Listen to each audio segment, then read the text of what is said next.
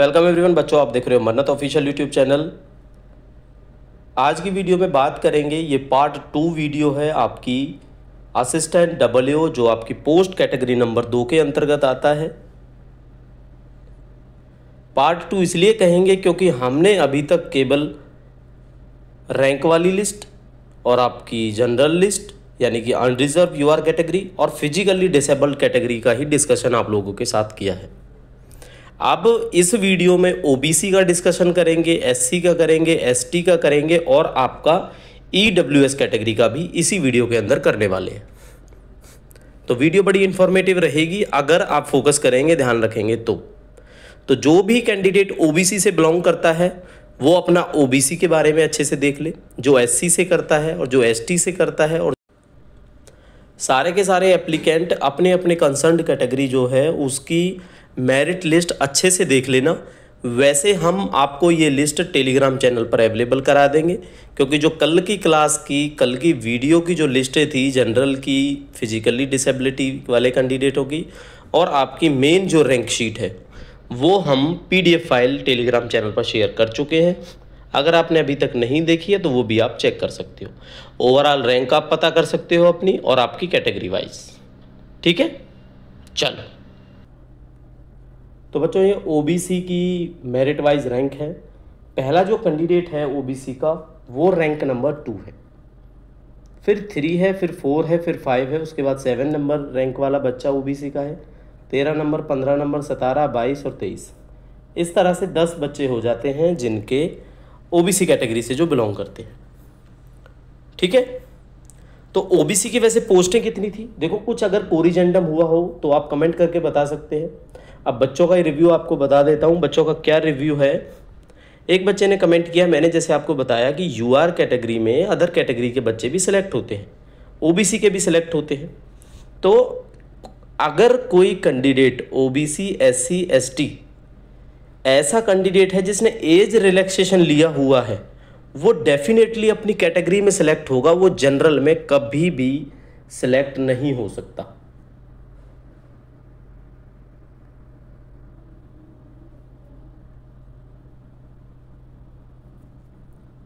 ठीक है बच्चों, ये चीज क्लियर है कि वो जनरल में कभी भी सिलेक्ट नहीं हो सकता, क्योंकि एज रिलैक्सेशन लेने के बाद आप अपनी कैटेगरी में ही सिलेक्ट हो सकते हो। अब देखो, जैसे ये बच्चा है रैंक नंबर 2, अब है ये ओबीसी में, तो हम ये मान के चलेंगे कि इनका सिलेक्शन जनरल कैटेगरी के अंदर हो जाएगा ऑन मेरिट बेसिस। बट अगर ये बच्चा वो बच्चा हुआ जिसने एज रिलैक्सेशन लिया हुआ है, एज रिलैक्सेशन, तो आपकी 12 सीटों में से 1 सीट इनकी हो जाएगी, क्योंकि तब ये केवल और केवल ओबीसी में सिलेक्ट होंगे। यही फॉर्मूला हर पोस्टों पे लागू होता है। एससी से हो, एज रिलैक्सेशन लिया है तो जनरल में नहीं हो सकते, एसटी से हो तो भी नहीं हो सकते, केवल एज रिलैक्सेशन वाला। तो ये भी आप में से ही एप्लीकेंट है जिन्होंने कमेंट करके ये बात बताई, तो बड़ी सही बात है। कमेंट करके हमने भी रिप्लाई दिया उनका, और ये चीज़ हमने आपकी डिस्कस की है इसके साथ। ठीक है, कुछ चीज़ें करेक्शन होंगी, जैसे डब्ल्यू की हमने आपको 11 पोस्टें बताई थी, तो बच्चों ने बताया कि 2 पोस्टें सर विड्रॉ हो गई थी, टोटल 9 पोस्टें बची थी। तो 9 पोस्टों का जिक्र अब हमने वीडियो में कर दिया। तो कहते हैं कि 9 बच्चे ही डब्ल्यू सेलेक्ट हो सकते हैं, ये क्लियर हो गया। ठीक है जी, चलो, हर चीज़ पे टर्म एंड कंडीशन लागू है, लेकिन आपने फर्दर क्या करना है, आपने नॉर्मल 12 ओबीसी की सीटें हैं, तो आप कम से कम 15 या 20 तक देख लो कौन कौन से बच्चे हैं। ठीक है, अब जैसे एग्जैक्टली आपको दिखा देते हैं, 11 से देखो आप, तो इनकी रैंक बच्चों 28 है, फिर 31 है, फिर 33 है, यानी कि 20 तक अगर बच्चे देख लेते हैं तो 54 रैंक तक के बच्चे आपका आ जाते हैं 20 कैंडिडेटों में। अगर 15 कैंडिडेट या 16 कैंडिडेट के ही चांसेस बनते हैं, 4 कैंडिडेट और सेलेक्ट होते हैं, तो 37 के आसपास रैंक बनती है। तो आप ये मान के चलो, अगर ओबीसी में आपकी रैंक 35-40 के आसपास है तो आपके सिलेक्शन के चांसेस काफ़ी अच्छे हैं। ठीक है, ओबीसी में नहीं, 35-40 क्या बच्चों, एग्जैक्टली अगर देखा जाए, हाँ लगभग 12 सीटें हैं आपकी ओबीसी की, और 12 के 12 कैंडिडेट में सपोज करके चलते हैं हम कि 4-5 कैंडिडेट, 6-7 कैंडिडेट अगर डबल में सेलेक्ट हो जाते हैं, 3-4 कैंडिडेट डबल में सेलेक्ट हो जाएंगे, तो मान के चलो आप कि अगर आपकी रैंक 40 तक भी है तो भी आपके गुड चांसेस हैं। ठीक है, 40 या 47 ही होगी, हमारे सामने रैंक का डेटा दिया हुआ है, तो भी थोड़ा सा सेफ हो सकता है आपका। ठीक है, बट ये कंडीशन है, हर कंडीशन डिपेंड करती है। तो ओबीसी का बेसिकली आपको समझाना है, टोटल कितने बच्चे हैं जो ओबीसी में हैं जिन्होंने पेपर को क्वालिफाई किया है, और रैंक वाइज डाटा है ये हम आपको बता देते हैं। तो ओबीसी की लिस्ट है, हम स्क्रॉल कर लेते हैं, आपको बता देते हैं अभी फाइनली। तो ओबीसी में से आप डेफिनेटली चेक करोगे तो 438 बच्चे हैं। ठीक है, 438 बच्चे हैं जिन्होंने ओबीसी से क्वालिफाई किया है। लास्ट कैंडिडेट जो ओबीसी का है उसकी 1288 रैंक है। कितनी रैंक है? 1288। तो ओबीसी का डाटा क्लियर है। बाकी अगर किसी ने ये पीडीएफ देखनी है तो हमारे टेलीग्राम चैनल पर अवेलेबल हो जाएगी कुछ टाइम के बाद, बिकॉज सबसे पहले हमारे जो मेंबर्स हैं जिन्होंने ग्रुप 2 पोस्ट के लिए ज्वाइन किया था उस चैनल पर ये अवेलेबल होंगे। ठीक है, बाद में आपके लिए भी अवेलेबल हो जाएंगे। चलो नेक्स्ट कैटेगरी की बात करते हैं। तो बच्चों अब जो डाटा आप देख रहे हो वो आपका शेड्यूल्ड कास्ट का है, यानी कि एससी कैटेगरी का है। तो एससी कैटेगरी में जहाँ तक हमें पता है एज पर एडवर्टाइजमेंट आपकी 7 पोस्टें थी। अगर पोस्टें इंक्रीज या डिक्रीज हुई हैं तो आप कमेंट करके हमें बता सकते हो। ठीक है, बट एग्जाम्पल जैसे हम सेट करेंगे उस हिसाब से समझना, तो आपको क्लियरली समझ में आ जाएगा। तो 7 के साथ अगर एग्जैक्टली हम बच्चे देखें तो रैंक आ जाती है 154। तो 154 रैंक तक भी सिलेक्शन 100% श्योर है, हो जाएगा। ठीक है, क्यों? क्योंकि जो ये 38 है, 61 है, 38, 61, 67, 3 बच्चे, अगर इसमें से कोई एज रिलैक्सेशन वाला बच्चा नहीं हुआ तो डेफिनेटली चाहिए डबलयू लगें चाहे असिस्टेंट लगें। डबलयू के चांस तो है ही नहीं, असिस्टेंट के चांस हैं। असिस्टेंट लगेंगे अगर ये तीनों बच्चे, तो क्या होगा, 3 बच्चे ये लिस्ट से बाहर होंगे और जो आपकी लिस्ट है वो आगे चले जाएगी। कितने आगे चले जाएगी? 10 तक चले जाएगी, यानी 281 तक। ये जो बच्चा दिखाई दे रहा है 294 नंबर वाला, ये भी सिलेक्ट हो सकता है।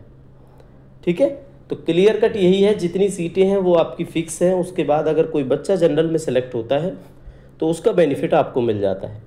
ठीक है, क्योंकि वो मेरिट की लिस्ट है जो आगे इंक्रीज हो जाती है।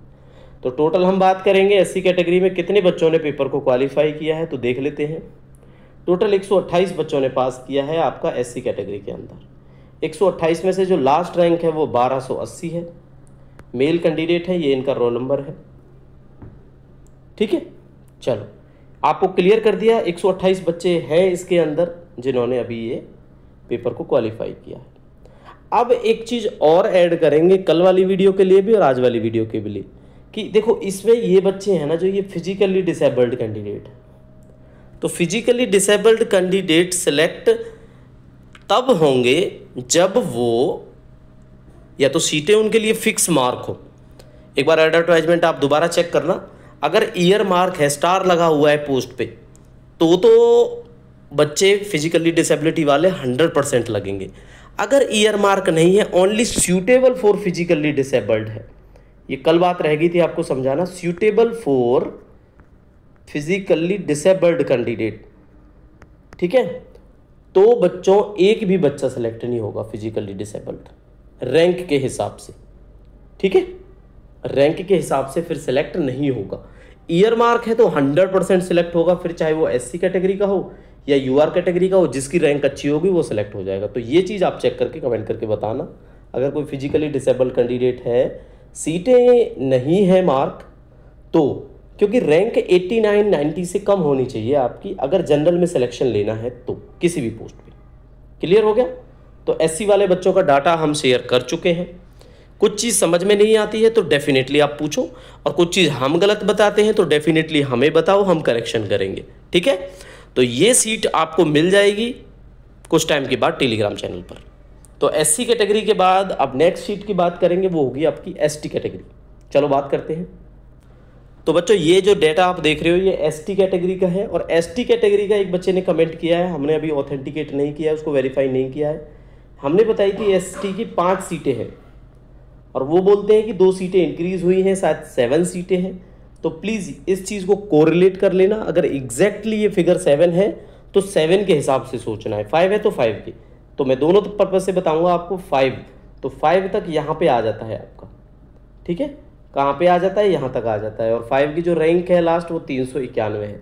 391 रैंक पर भी selection sure shot ST category के अंदर। 7 कैंडिडेट हैं तो 581 पर श्योर शॉट सिलेक्शन है। यानी कि इन 7 बच्चों का जो ये रोल नंबर्स दिखाए गए हैं, इनका सिलेक्शन अगर 7 पोस्टें हैं तो श्योर है। लेकिन ये जो 27 नंबर वाला बच्चा है ये जनरल में सिलेक्ट होगा डेफिनेटली, ठीक है। 27 नंबर वाला बच्चा कहाँ सेलेक्ट होगा, जनरल में होगा। तो एक बच्चे को और काउंट कर लेंगे हम, 5 है तो 6ठे को कर लेंगे, 7 है तो 8वें को कर लेंगे, तो 8वां फिर ये बच्चा आ जाएगा, ठीक है। तो अपने रोल नंबर बच्चों जरूर मैच करो। अगर 7 सीटें हैं तो 7 रोल नंबर जो दिखाए गए हैं वो श्योर है और 8वां भी श्योर है। 5 सीटें हैं तो 5 श्योर है, 6वां भी श्योर है। तो ये एसटी का डाटा है। अब एसटी के कैंडिडेट्स देख लेते हैं जिन्होंने टोटल पेपर को क्वालिफाई किया है, और वो आपके सामने 59 कैंडिडेट्स हैं, ठीक है। 59 कैंडिडेट्स हैं जिन्होंने पेपर को पास किया है। लास्ट में मैं फिर भी आपको बताऊंगा कि फाइनल सिलेक्शन पोस्ट प्रेफरेंस पे बहुत मायने रखता है। पोस्ट प्रेफरेंस के बाद डॉक्यूमेंट वेरिफिकेशन पे मायने रखता है, क्योंकि किसी ने पोस्ट प्रेफरेंस किसी इंस्टीट्यूट की नहीं भरी तो मेरिट चेंज हो जाएगी, एक आधा बच्चा और सिलेक्ट हो जाएगा। किसी ने अगर भर दी और डॉक्यूमेंट वेरीफाई कराने नहीं गया तो भी आपके चांस बढ़ जाएंगे। लेकिन आपको पता है, आपको क्या पता है कि एसटी में अगर 7 सीटें हैं तो भाई 8वें बच्चे का हो सकता है, 9वें का हो सकता है, 10वें का हो सकता है, 11 तक मैक्सिमम हो सकता है। ऐसा तो नहीं होगा 59 बच्चों का हो जाएगा, 59 बच्चों का नहीं होगा, क्योंकि इसमें से हार्डली मैं कहूँगा अराउंड आप देखो तो इसके अंदर से 50 बच्चों का सिलेक्शन लगभग नहीं होगा, ठीक है। 50 आप मान के चलो कि नहीं होगा, क्योंकि 7 सीटें हैं, 8-9 बच्चों का सिलेक्शन होगा। कोई डीवी नहीं कराने आएगा तो 10 का हो जाएगा बस। चलो पॉजिटिव लेना, ये डीप एनालिसिस है, समझना जरूरी है, हर पेपर में काम आएगा आपके, ठीक है। चलो एसटी कैटेगरी का बता दिया अब आपको। अब लास्ट कैटेगरी रहती है ईडब्ल्यूएस। तो ईडब्ल्यूएस वाले बच्चे रेडी हो जाओ, फोकस करो। देखो बच्चों एक चीज़ और समझनी है अभी आपने। अब ईडब्ल्यूएस का हम डिस्कस करने वाले हैं असिस्टेंट डब्ल्यू ग्रुप 2 के लिए। इसमें से बच्चे होंगे जो ग्रुप 3 में भी अप्लाई किया होगा, UDC, junior administrative assistant, data entry operator. तो डेफिनेट सी बात है अगर उनका दोनों जगह सिलेक्शन है तो सीट तो वो एक जगह की लेंगे, क्लियर है ना ये बात। तो एक जगह की लेंगे तो दूसरी जगह डीवी में नहीं जाएंगे, या डीवी को भी आप साइड में रख दो। अगर एक सिलेक्शन लेंगे तो दूसरा खाली रहेगा, तो मेरिट लिस्ट एक कदम आगे बढ़ जाएगी। तो जो पायदान पे है, पॉइंट पे है, उसके बाद वाले 2, 3, 4 बच्चे, 5 बच्चे, उस हिसाब से वो सेफ है। मतलब सेफ ऐसे कह रहा हूं मैं आपको कि 95% चांसेज हैं आपके सिलेक्शन के। चलो ईडब्ल्यूएस का डिस्कस करते हैं। सबसे पहले ईडब्ल्यूएस का डाटा आपके साथ शेयर करेंगे कि कितने बच्चों ने ईडब्ल्यूएस को पास किया है। तो बच्चों ये 102 बच्चे हैं। कितने बच्चे हैं इसके अंदर, इस कैटेगरी के अंदर 102 बच्चे हैं जिन्होंने आपका इसको क्वालिफाई किया है। लास्ट रैंक 992 है इसके अंदर, ठीक है, ईडब्ल्यूएस के। 102 में से ईडब्ल्यूएस की जहाँ तक हमें पता है 6 सीटें हैं, अगर कुछ कम ज़्यादा नहीं हुई हो तो 6 सीट के हिसाब से 6 बच्चे आपको पहले दिखा देते हैं। ये देख लो आप 6 बच्चे कौन से हैं, ये रोल नंबर्स 66 रैंक है। अब समझना, मैं जो एक चीज़ आपको बताऊंगा, 9 नंबर वाला जनरल में, 24 नंबर वाला जनरल में, 51 नंबर वाला जनरल में जाएगा नहीं जाएगा, बताओ आप। चला जाएगा, जब तक जनरल में जा सकते हैं तब तक सब जाएंगे। 51, 59 जनरल में, 63 जनरल में, 66 जनरल में, 68 जनरल में, 72 के आसपास जनरल में, 74, मतलब ये करीब 9 बच्चे इसके अंदर से जनरल में चले जाएंगे लगभग। तो उसके बाद के 5 बच्चे, उसके बाद के 5 या 6 बच्चे देख लेते हैं भाई, 9 के बाद के। तो 9 के बाद के जो बच्चे हैं आपका 14-15 तक, ये इन बच्चों के चांस क्लियर हो जाएंगे। फिर ये ईडब्ल्यूएस में सेलेक्ट हो जाएंगे। मतलब सबसे ज़्यादा मुश्किल किसी भी एग्जाम में आप देखोगे जनरल कैंडिडेट के लिए होता है। कैटेगरी वाले कैंडिडेट का क्या है, उतने तो शॉर्ट है, वो सीटें भरेंगे ही भरेंगे।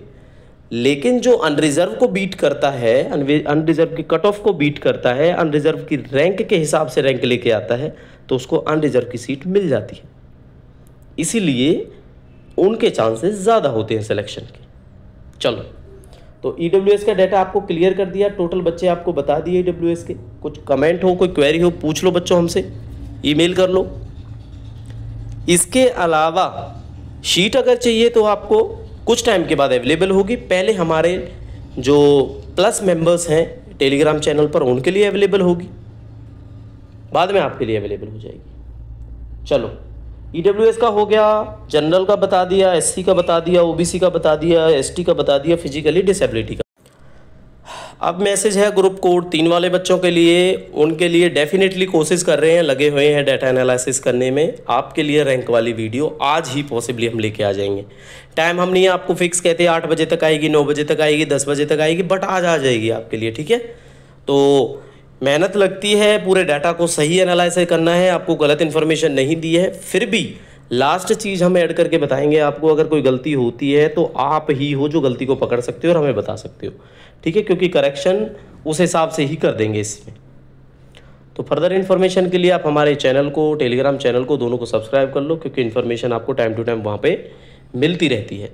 बाकी आज का क्या है, एम्स पटना के डॉक्यूमेंट वेरिफिकेशन का शेड्यूल जारी हुआ, टेलीग्राम पे इंस्टेंटली हमने डाल दिया। तो जिन जिन बच्चों ने एम्स पटना के लिए सिलेक्शन जिनका हुआ है और पोस्टों पे, इनका नहीं कह रहा मैं, जो और पोस्टें हैं जिनका रिजल्ट पहले क्लियर हो चुका है, उन पोस्टों के लिए, जैसे इंजीनियरिंग की पोस्टें थी, उसके अंदर आपके हॉस्पिटल अटेंडेंट की पोस्टें थी, पहले जो रिजल्ट क्लियर हो चुके हैं, यानी कि जिनका चॉइस ऑफ प्रेफरेंसेस का रिजल्ट आ चुका है, वो बच्चे डॉक्यूमेंट वेरिफिकेशन के लिए जाने वाले हैं। तो अपना शेड्यूल एक बार चेक कर लेना। और भी इंस्टीट्यूट्स के शेड्यूल जैसे जैसे आते रहेंगे, हम आपको टेलीग्राम चैनल पर इंटीमेट करते रहेंगे। तो पढ़ते रहिए, मिलेंगे नई इन्फॉर्मेशन के साथ। तब तक के लिए thank you and see you soon.